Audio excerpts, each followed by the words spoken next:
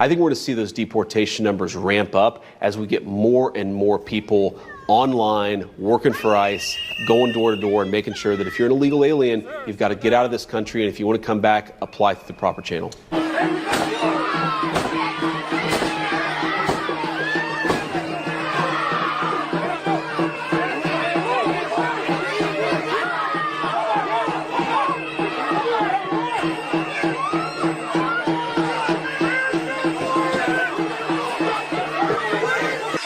Where's the warrant? Where's the warrant?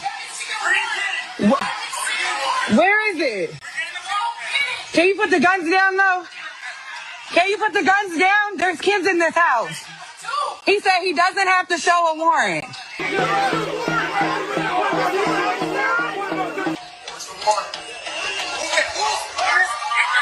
Get back.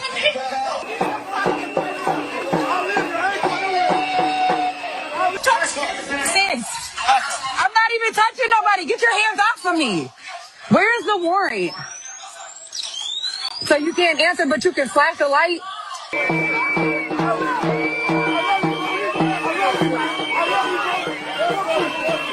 I honestly can't believe that this is already happening in America, but that's where we are. Trump's Gestapo is now going door to door in Minneapolis, just as Vice President J.D. Vance said they would, and they are snatching people from their homes without warrants. And as that's happening, the regime is Hitler posting from official government accounts declaring one homeland, one people, one heritage. And for those who don't know, that is a direct callback to Third Reich era Nazi propaganda like this, which read, one people, one Reich, one Führer. And it's just one of many times that they've paid homage to their Nazi predecessors. Here's a recent post from the Department of Homeland Security. It says, "We'll have our home again." And you see this image right here. Well, the lyric, "We'll have our home again," is a direct rip from this song that is associated with these white nationalist Nazi groups. This is an anthem that white nationalists sing.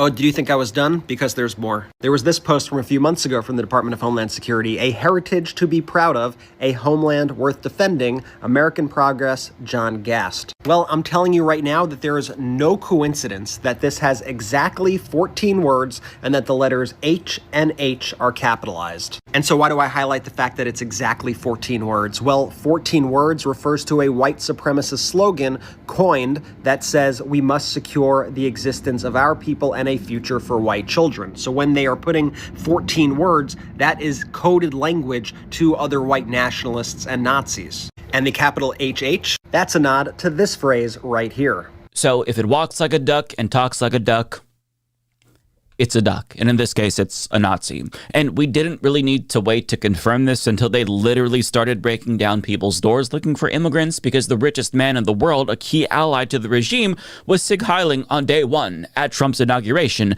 And ever since, he's been crying about, quote, demographic replacement amounting to white genocide, and retweeting people calling for remigration, which is a Nazi term for ethnic cleansing.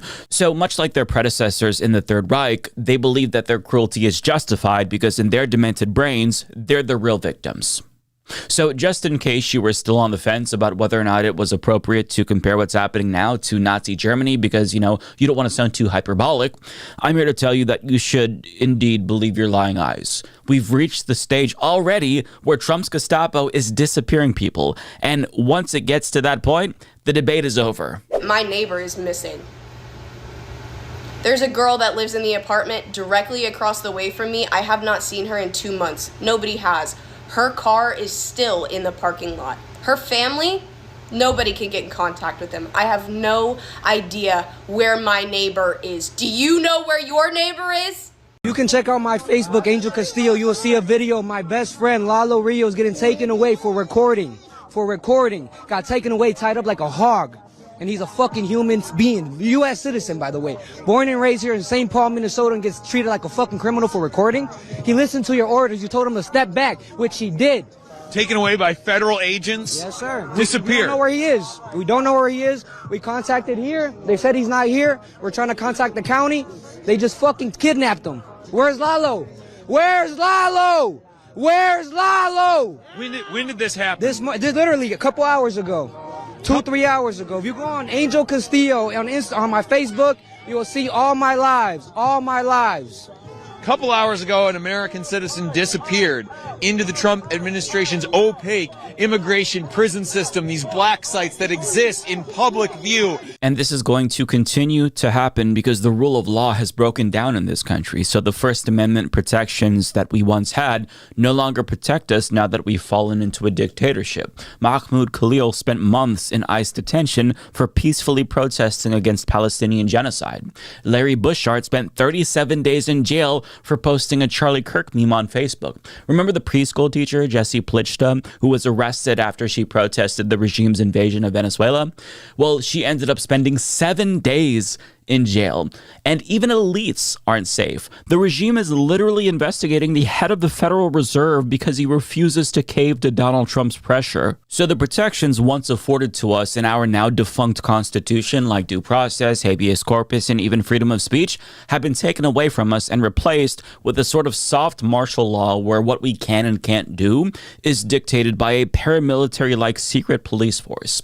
And having your due process rights violated almost feels merciful, given how they can apparently shoot you in the face with impunity now if they want to, because the regime says that that's okay, and they're protecting somebody that committed an execution in broad daylight. And after Renee Good was murdered last week, it wasn't long before other Gestapo threatened to do the same to other people. They said, "Have you not learned? This is why we killed that lesbian bitch." Shame on you. Listen, have y'all not learned from the past couple of days? Have you not learned? Learned what? What's our lesson here? What do you want us to learn? Following federal agents. Give me my phone. We were following them from a safe distance. Following ICE agents. Yep, following ICE agents. They stopped in the middle of the road and reversed on 62. They tried to ram our car. They broke my window. They yanked me out by my neck. They threw me to the ground. They stomped on me. They pushed my face into the ground. They put the cuffs on as tight as possible to the point where it took 6 agents to try to get them off. As they're doing this, are they saying anything? Yeah, they were calling me a bunch of derogatory names, calling me it. They tried to break my ankle. When he turned my ankle all the way around, I screamed, and he said, "Yeah, I bet you like that, don't you?" They're Nazis. They're Gestapo. They think that they're above the law. They don't care. They don't, and Renee wasn't their only victim in recent days, mind you. Aside from the 32 other people who died in ICE custody in 2025, 43-year-old Keith Porter, a father of 2, was killed by an off-duty ICE agent on New Year's Eve. But in addition to Keith Porter, ICE in Portland, which is my city by the way, shot 2 additional individuals. This was after Renee Good was assassinated, and thankfully they were only wounded and not killed. But still, they're claiming again that the ICE agents feared for their lives because these individuals tried to run them over with their car, which again, they always fucking say. And the reason why they're so uniquely violent is because they are true believers in what the regime is doing. Jonathan Ross, the ICE agent that executed Renee Good, is described by his family as a hardcore conservative Christian and MAGA supporter who sports "Don't Tread on Me" flags and Trump Vance stickers. Which is ironic because he's the jackbooted thug doing the treading. But he also reportedly argued with his family about the Proud Boys on social media, either because he supports them or he's one of them. And somebody made a really good point on Twitter a couple of weeks ago. I wish that I saved their tweet so that way I can credit them. But they said basically the reason why we're probably no longer seeing U-Hauls drop off hordes of Nazis at anti-Trump protests and, drag queen events is because they're already there, albeit they're just in the streets as ICE agents these days. As Wendell Pierce put it, the Proud Boys are now ICE agents. Neo-Nazis from Charlottesville are now ICE agents. The 3%ers are now ICE agents. And this is something that you can't really prove because in the event you were to even survey ICE agents, I don't think that they would be honest about their core beliefs. Nonetheless, if you could quantify this, I think that it wouldn't be surprising to find out that former members of the Proud Boys, Oath Keepers, and other Nazi organizations are now ICE officers. So make no mistake about it, the ICE Gestapo, regardless of where they came from and if they were actually with these organizations before, Either way, they are sociopathic neo-Nazis that are ideologically committed to Stephen Miller's vision of a white ethno-state. It's no longer just about whether or not you're an immigrant. Anyone who's not white, regardless of their citizenship status, is a potential target. This man in Minneapolis was being questioned at his work because of his accent. This ICE agent was filmed getting out of his car to go up to this black man, who is a citizen, by the way, to ask him about his immigration status. This black woman who was in a car wreck was abducted by a group of brown shirts, even though she was begging them to let her show them her ID. And this man was yanked out of his vehicle at a gas station and brutalized. And after minutes had passed, they carried away his limp body, and it wasn't even clear if he was unconscious or dead. None of them bothered to check for a pulse. But this is the thing that we are seeing more and more frequently. They always brutalize first, then ask questions later. Here's another example. What's your name? Jonathan Aguilar Garcia. I'm not a U.S. citizen. I'm not a U.S. citizen. Get the fuck out of here, Ice. Greg Bovino and his thugs were at Target, and they arrested these two young Latino boys who were saying they were U.S. citizens. They didn't give an F. And then when they figured it out, what did they do? Car. This guy right here, they let him out of the vehicle. They tortured him. This guy? This guy right here, yeah. Tortured. You okay, man? No, I'm not okay. Bro, shit's crazy. My man's bleeding. Bleeding. They slammed me on the ground. We gotta be able to call somebody. That's just ridiculous. Wait, you got family around? You got somebody here, man? Come on, we in here. Come on, man. You work here, don't you? No, I work at Target. You work, bro? Come on, bro. It's okay. That is so crazy. Man, slam this man up in the park. U.S. citizens working at Target, racially profiled. They did not believe them. They were saying they were U.S. citizens. That also happened in Minnesota, by the way. And just to put things into perspective for you, PBS News reports that there's about 2,000 ICE agents in Minneapolis, and that might not seem like a very large number given how large this organization is. But according to numbers on Wikipedia, at least, the city only has about 600 police officers across their 5 precincts, which means that ICE agents now outnumber cops in Minneapolis by a more than 3-to-1 ratio. And the overwhelming presence of Trump's Gestapo is why we're seeing an influx of human rights abuses, specifically against black and brown people. And just in case there was ever a question about their mentality, listen to this firsthand account from a Minneapolis pastor, because I think that what he says really shows you who we're dealing with. An ICE agent literally came over to me and said, "What did you say?" I said, "I am not afraid," and they pointed a gun in my face. ICE put handcuffs on my hands and put me in a black SUV. And then a few moments later, they came back and they said, "Are you afraid yet?" And I said, "No." And then they said it. "Well, you're white. You wouldn't be fun anyway." It was then that I knew that this staging, that these ICE raids are really about fear and intimidation. And that's a really important point.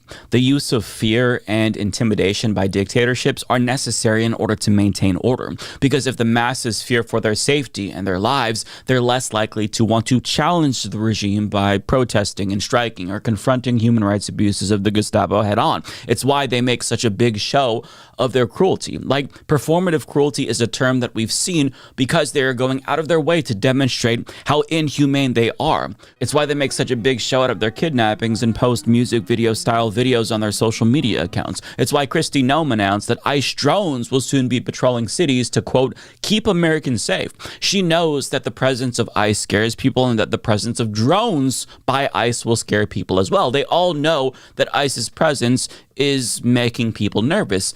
And that's the point. It's the regime's attempt to rule with an iron fist. And this historian explains that the Gestapo of the Third Reich was used in the exact same way, hence why we're seeing so many parallels. ICE from here? Where's here?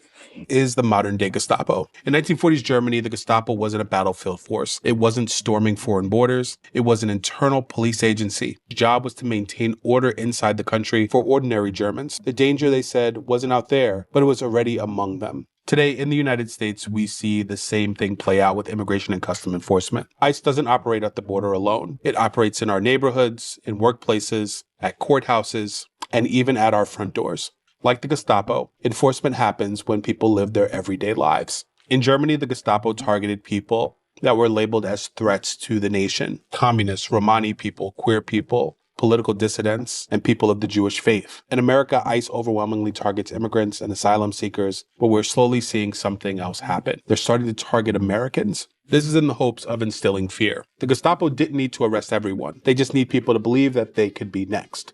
And ICE operates the same way. Public raids, unpredictable detentions, intentionally confusing rules. Fear does the work before enforcement arrives, under the guise of, we're just enforcing the law and we're just doing our job. And while the United States is not 1930s Germany, history doesn't require identical outcomes to offer a warning. The comparison is about structure, about logic, and about what happens when fear replaces due process. Every system of repression insists that it's protecting ordinary people. History asks the harder question, like who was allowed to count as ordinary and who never was. Because by the time society realizes the answer, the machinery has already been built and the damage has already been done. It is genuinely chilling.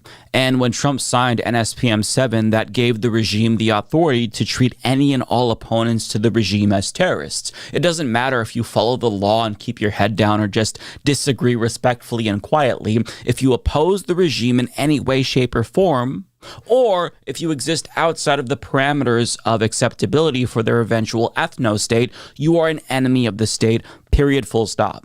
And as that historian pointed out, it's no longer just immigrants. Increasingly, it's people from all marginalized groups. In fact, genocide scholars from the Lemkin Institute are confirming what trans people have been saying for years now, that the U.S. is officially in the early stages of a trans genocide. And this is based on the legal moves that they've made to erase them out of existence. So make no mistake about it, we are witnessing a Nazi-like purge in this country because this regime, for all intents and purposes, is a Nazi regime. When you see the state try to legally erase human beings from existence, terrorize cities, and go door to door to hunt people down, not to mention execute civilians in broad daylight with impunity, it is no longer a question about whether or not history is repeating itself. In fact, it's more unreasonable to pretend as if that's not the case. 大家好，我是主播周玉琴。很多的朋友告诉我们，太阳星全效克菲尔益生菌帮助了睡眠品质，原版的太阳星全效克菲尔益生菌。它添加有超级食物羽衣甘蓝，健康再加分。而有睡眠困扰的朋友们，赶快选择蓝色包装这一款晚安加强版，绝对是更有感。每日克菲尔，时刻美好 ，Good Feel Good， 请上快点购为健康下单，而且要记得输入推荐代码，有额外的折扣优惠。太阳星全效克菲尔益生菌基础版、晚安加强版，新包装改版，内容不变，抽取更方便。要吃就吃最好的。